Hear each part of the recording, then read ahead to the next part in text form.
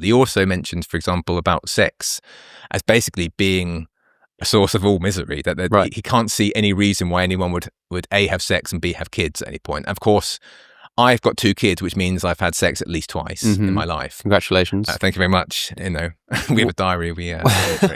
Why did he not like sex? Because, and I kind of agree why he's saying it, is because the point he's making is that the consequences, the impact of having sex with the wrong person at the wrong time can be bad. And also, as all Greeks, there is a certain irrationality which comes on when your libido kicks in. Robin Williams, the late Robin Williams, has this great quotation, which I use in the book, which is that the good Lord or God gave men 2 heads, and you can only think with one at any time. And I think there's a degree of truth to that people who are lost in the carnal throes of lust do tend to not think about the long-term games. I'm sure anyone who's watching this who's been on 3 pints deep in Ibiza with some friends hasn't been thinking about the long-term consequences of their actions. Yeah, that's fair enough, actually. But that said, I enjoy sex. Yeah, you enjoy sex. I wondered I wondered the extent to which like not releasing that libido would actually make things, because if what you're saying is the problem is that like lust sort of clouds your thoughts. Yes. Then the best thing you can do is get rid of that. You're right. Sadly, lots of Epicurean documents are lost to us. So his masturbation diaries were lost to history. But we can only assume that maybe he did release his libido at some point. We don't know what hidden materials he was relying on. It might be the case that use it or lose it. I think that is the case, that people who don't seem to indulge their libido or do tend to wank need to carry on wanking. But other people swear by like controlling, like sort of keeping it in, as it were. There's a Reddit about it, isn't there? No fap. Yeah. And it's like the whole like sort of if you just like store up your energy, then you can redirect it into this and possibly this and that. And so maybe Epicurus was I came here on the tube today. There's obviously some testosterone companies massively paying for all of the billboards or the posters around. Maybe it increases your testosterone. I mean, I'm sure the comment section will be alive with people on either side of the debate. I have had sex. I have masturbated. I will take heroin one day. But I don't know. I don't know the science of it. Maybe it will internalize some kind of testosterone and make you better overall. But the important point is that we're having a discussion in some way that, we are taking happiness seriously. That should be part of the deliberation. That if somebody is anxious and unhappy when they are wanking a lot, then maybe they need to sit down and say, well, maybe my wanking is causing me to be unhappy. And that's an important part of the deliberation. On the other hand, if you've stopped wanking for, let's say, 4 or 5 months, and enough to, measure it as a kind of like an experiment, and you are measurably less happy, then perhaps it's not for you. And this is true of, I interviewed someone called Rachel Byers, a neuroscientist, about cold plunging as well. That I think most people agree to say that cold plunging is physiologically good for most people who have no underlying health conditions. Right. But for some people, it can make it worse. It can make it worse. And also just the anxiety of waking up in the morning to get in a cold bath in the morning outweighs the physiological benefits of it. So you just got to sit down and make up that deliberation yourself. So that's the interesting thing. And Epicureanism is caricatured as like, oh, just do the pleasurable thing, in the sense that like, oh, you want to have the McDonald's? Exactly. Oh, you want to have a wank? do your thing. Whereas same time. The Epicurean has to believe that if it becomes apparent that this is not sort of prolonging a long-term happiness, that it just becomes the wrong thing to be doing. Yeah. And that also involves, of course, taking stock of your feelings, and you need to check in with your emotions. And this is why I think therapy is incredibly useful, and I think we should do more of it, not necessarily with clinical therapists, but with friends and with yourself in the diary or with philosophers. You should do this checking in on your emotions and recognizing, well, actually, hang on, that was a wrong turn. And actually, I'm worse off now. I feel more anxious. Or inversely, I feel happier. I really enjoy talking to Alex O'Connor, so I'm going to do this every week. Man, I try so hard on this show not to do the podcast thing. I'm not like you. I'm not like other podcasts. Oh yeah. But we've done AI consciousness. We're talking about no fat. We're talking about testosterone levels. I fear that soon I will be too far down the rabbit hole.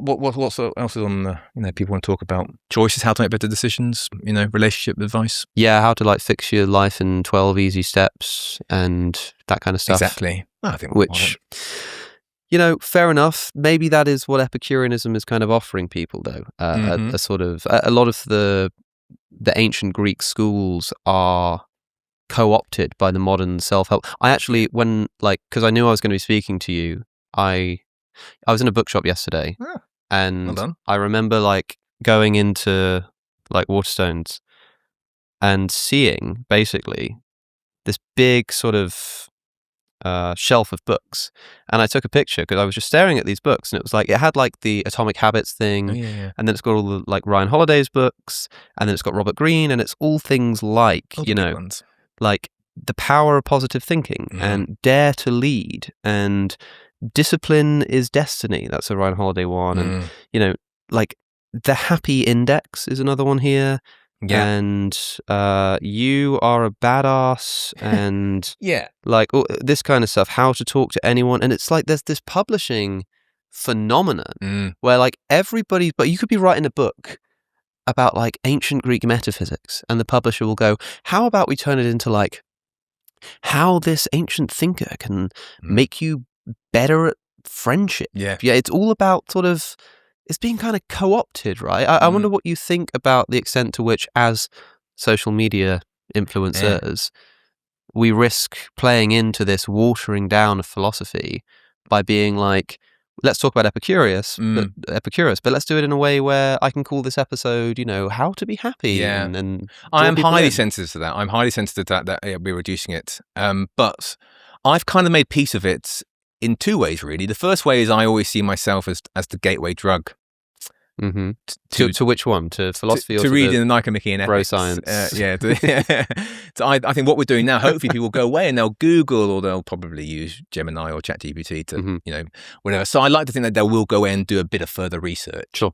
And the second thing is, I mentioned that, we have these lost books of Aristotle's and of all of the almost Greek philosophers, that I like to think that what they were actually doing in the school most of the day was this kind of stuff. Wanking. Wanking, doing heroin, and also talking about philosophy in an accessible, normal human way. That the books that we get handed down to us from antiquity are their condensed and, highly philosophical stuff. That they wouldn't be doing that all of the time. They would have just been chatting and, shooting the breeze, the philosophical breeze. Yeah. And so I think we are the equivalent of the ancient Greek schools of philosophy. Yeah. I'm obviously the garden. I don't know where you'd feel most at home. The Stoa, the Academy. You've always been a bit of a maths maybe head. More the Academy. Yeah, I think so. You say a maths head?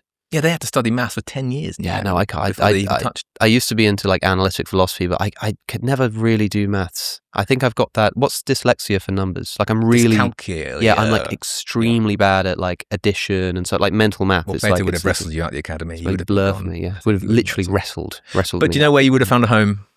The garden. In the garden with everybody else. With everybody, slaves, the foreigners, the women, whoever. Even Alex O'Connor. Even me, Even Alex O'Connor's welcome in the garden.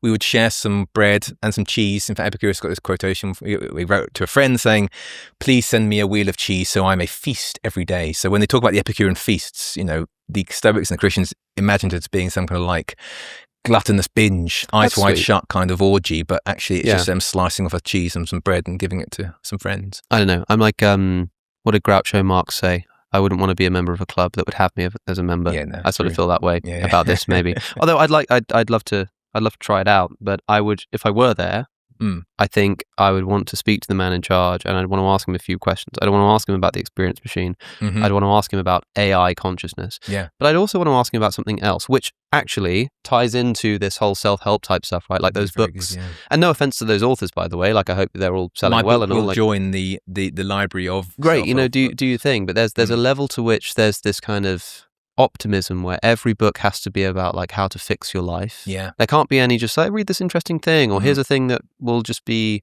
maybe marginally useful. Like, here are like 20 tips to like moderately adapting certain specific areas of your life, that kind of stuff. Yeah. But there's so much of this optimism, how to change your life, how to do this. And so much of it is about agency. It's like, here's how, like, by changing the way you think, you can find happiness. Here's how you can make more money. Here's how you can invest properly. Here's how to, use the gym to fix your mental health and stuff.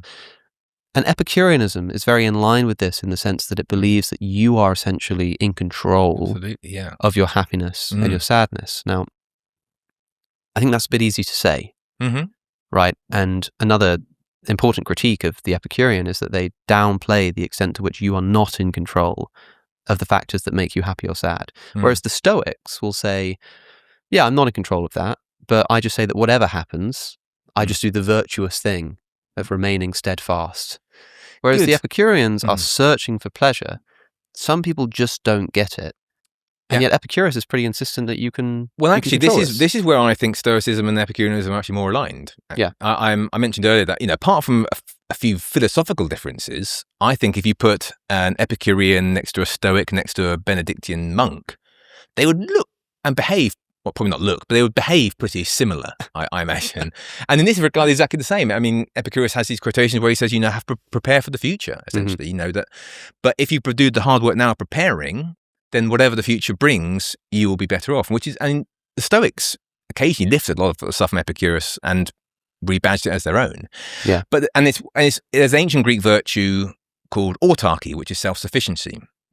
And it looks a bit differently across Stoicism and Epicureanism. Stoicism talks about indifference, that we need to be indifferent to these things because when catastrophe inevitably comes along, my family will die, I'll lose my job, I'll get a leg cut off in an industrial accident, I'm ready for it. I'm indifferent to these things. And Epicureanism would approve of that in the sense that, they see virtue as a kind of insurance policy, that things like resilience and autarky and wisdom are necessary so that when life throws a wobbly at you or throws a spanner in the works for the American audience, I think wobbly is a cricket analogy, maybe. I wouldn't know. Don't play cricket? No, don't even watch it. Neither do I, but I know about that. Okay, anyway, they throw a ball at you, which is bad. You're ready for it. And whereas the Epicureans would say, what we should do is consciously get our insurance policies in line now. And this is where friendship is really important. Right. That, yes, they are very well aware. In fact, Epicurus himself was racked with terrible pain over the course of his life. We talked about you bending over with stomach pains earlier. He had some kind of digestive issue. We think it might have been Crohn's. I say we, commentators have pointed out that it might be Crohn's. In your medical opinion. Yeah, in my medical opinion. And he died from kidney stones, which are generally recognised to be one of the most painful things. In fact, he has a letter at the end where he talked to his friend saying, I haven't been able to pee for like 3 days. I'm dying, friend. And he says in that letter, he says, the only thing which is giving me pleasure right now is remembering our conversations that we once had. Yeah. So, he knew pain. And as I said, in the post-Alexander the Great world, it was a time of strife and danger and famine and starvation. And so there was a lot of pain. And so the best way we can prevent or at least prepare for that is to have good friends at our back.